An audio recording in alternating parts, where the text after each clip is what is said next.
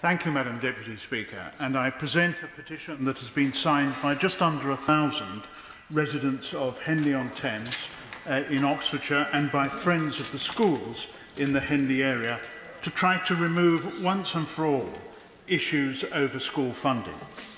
The petition declares that a funding review is needed in relation to schools in the Henley constituency.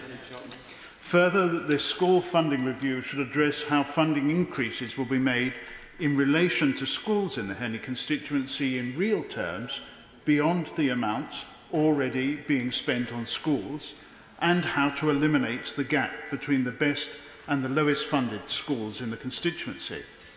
Further, that there must be a review of areas of inflationary pressures and situations where schools provide additional services such as social care or deal with criminal behaviour to examine the real costs of providing education.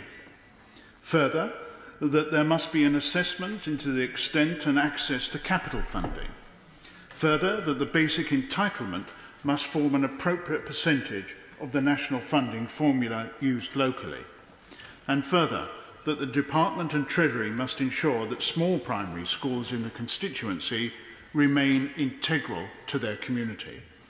And the petitioners therefore request the House of Commons to ask the Department of Education and the Treasury to conduct a review of school funding in Henley that addresses the issues stated above, in advance of the comprehensive spending review, and further requests that the findings of this review are communicated to the House of Commons, and the petitioners remain, etc., etc.